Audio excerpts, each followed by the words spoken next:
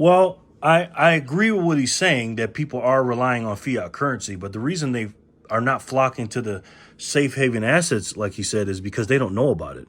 They don't know about silver and gold and Bitcoin and platinum and these different safe haven assets. You know what I mean? They don't even know they have a choice to do that. They just know about stocks and bonds and stuff like that. So I don't think it has to do with they think that the system is working. Everybody knows that there's a lot of inflation and they're feeling the pain.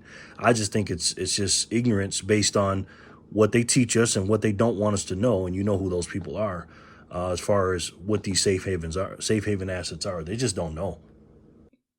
Right. You see what I'm saying? I mean, that, um, there's not that movement as we've seen in the past, where gold was $300 an ounce Right. in year 2000, and then because of the economy and because of the jobs moving overseas, and like Toyota outpaced Ford and Right. GM, all that Yeah. outpaced all that. Tesla jobs actually outpaced all of them. Right, and jobs started to be a little bit more automated. People started Right. was worried about losing their jobs because of robots Right. and automation and blah blah blah. And so that that pushed the price of gold up because people were nervous about the economy, nervous about where we're right. going. But the same thing was happening with with COVID and some of the other things that was going on. This war in Ukraine, all that. You figured that should have pushed precious metals. We're Right. talking about silver right now. It should have pushed that into the stratosphere, but it didn't. Right. But see, And so I'm thinking, so just real quick, I'm thinking if it was going to happen, it would have happened. And I think the time has passed for that to happen. I agree with him. Not for the reasons he says, for the reasons I stated before, but he's talking in the next 3 years. You know what I mean? And all that stuff that happened before the money printing, the wars, the blah, blah, blah, all that stuff. He's right about that. You know what I mean? And I don't think it's safe to say that it's not going to happen after the 3 years. But in this little 3 year window he's talking about, I see the same thing. I see silver in the 20s. I don't see it going up to 30 because that's a psychological number. I believe $30. That's a big psychological number. Is that the powers that be knows that? So I don't think they want to. I don't think they want to go that high. So I got to agree with Silver Joker on this one. Okay. Well, okay. You're right. It has. It's been passed. It's passed like probably 4 or 5 or 600 times. And I'll tell you why it's never manifested. The reason why it's never manifested is because you have to believe there are active elements working to conveniently disconnect silver from dollar market activity whenever they choose. There's no way in the world you could have the value of the dollar fluctuate as wildly as it has and silver sit there on a flat line when silver's denominated in dollars, in currency. You can't have it both ways. You can't have these crazy valuations in stocks because the dollar is weak, these crazy valuations in cryptos because the dollar is weak, and then silver and gold just sit there. They're in the same boat. It's like having, 4 people in a boat and the tide goes up and the person that gold and silver, they're ghosts and they flip down through the bottom of the boat and they stay in the water when the tide goes up. It doesn't work that way. They're in the boat with the same asset classes. Again, silver 5150. I agree with everything you're saying about the fundamentals. You're right. You can't have it both ways. Fundamentally, they're not supposed to be that way, but it is happening that way. That's exactly what has happened in the past, and that's what's happening right now. You're absolutely right. Silver is denominated in dollars. The dollar has gotten weaker. There's been a bunch of money printing and a bunch of flooded cash into the system, or dollars on the screen into the system. And what do? They put it into equities, and stock market is way up. So why is the stock market's up and all these cryptos are up, but silver and gold are down? Because it's manipulated. So when you're saying these things, it makes sense fundamentally and righteously, I guess, because we're silver stackers. We want our silver to go up. But at the end of the day, that's what's happening.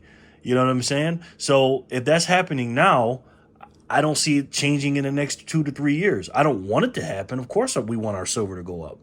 But unfortunately, silver 5150, that's what's going on. And people, they think it's normal market activity. It's not. So there's 2 things working against gold and silver, especially silver.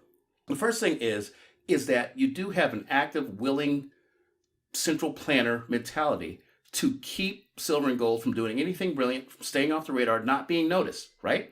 The second thing, so you're talking about manipulation, just real quick. Yeah, I am. I didn't want to use the M word because a lot of people don't want to hear it. Let's use it, man. We're going all in today. You know what? You're right. You're right. They are some manipulating mother suckers. Whoa. Ease back. Bruh, this is family friendly. You remember, I'm not editing this. No. I kept it clean. You have to go back and listen to that part. Okay, go ahead. Look here. So the second thing is that there's still this unreasonable faith in currencies. People have been using currencies for so long. They have been known as the coin of the realm for so long that it really takes a lot to break people's fog to see through it and see that the real money is out there waiting for them unused. So that's the thing. Until the dollar weakens to the point to where everybody's asking questions. There's these jokes going on around about the price of eggs and all this stuff, right? So that, again, goes back to what I was saying about inflation as well as being one side. It's actually two-sided. The second side of inflation is that it doesn't affect everything. So there's inflation in the things that we use and need every day, right? And possibly, and that includes goods and services. But there's deflation in a lot of things we don't need. I wonder how much you can get a grill for at Home Depot right now. You get my drift? Mm-hmm. So there's inflation and deflation at the same time. So the thing is they've put silver in a category of things that nobody needs, and so they're making sure it's disconnected from any inflationary spike, through currencies. So it has those two things playing against it: faith in the currencies and the central planners working to keep it disconnected from any newsworthy events. I agree with them. And by the way, I said the M word before them, manipulation. I'm always going to say that. I agree with Silver 5150 on that. And again, it's the fundamentals and the basics. And when you talk about fiat currency, we talk about fiat currency. The regular civilian, the 99 or 97% or whatever it is that uses fiat currencies, they don't say it's fiat currency. They say money. They don't know this stuff is money, because they don't teach us this. What do they teach us as money? This is money. You know what I mean? So it's all about not telling us. And I agree with what he's saying. Inflation and deflation is happening at the same time. I mean, technology is something else. I mean, a MacBook computer with this amount of technology and the phone that I have and stuff like that this phone should be $10,000, but it's not. The television sets and all this other stuff, that stuff should be a lot of money. Like you said, the grills are cheap. It's all deflationary stuff, But the stuff that we really need, food, stuff like that, that's inflationary. But I will say this about the dollar crashing. They keep talking about that. Guys, we are the America is the world reserve currency. And it is getting weaker. I'll give you that. It is. But do I think it's going to hyperinflate and crash? No, I don't believe that. I believe the CBDCs are in place right now. They're on deck, and before that happens, I believe they will have, plugged into your phones. They'll have a CBDC, and they'll give you those dollars on the screen, and that'll replace the U.S. dollar. They won't know it's replacing. It's just they think it's the same thing. By the way, Bitcoin is the only thing that can really stop that as far as like day-to-day activities. Silver can too, in a different way, but we need them both. This is the difference between Bitcoin and a central bank digital currency. Bitcoin is completely decentralized. There's no one founder or CEO which can program the money. With a central bank digital currency, it's basically a digital version of what we have now. There's nothing different to it. It's going to be entirely centralized in the control of the government and the central bank. So if for whatever reason you hold the incorrect opinion, they can just program the money and use it against you. So if you like the wrong thing on social media, your central bank digital currency will no longer work. With Bitcoin, nobody can touch it. It's entirely in your possession. You'll have a non-custodial wallet, and that is where you'll hold your Bitcoin, and nobody has access to that. But yeah, so I agree with you, Silver 5150, but again, they keep us ignorant.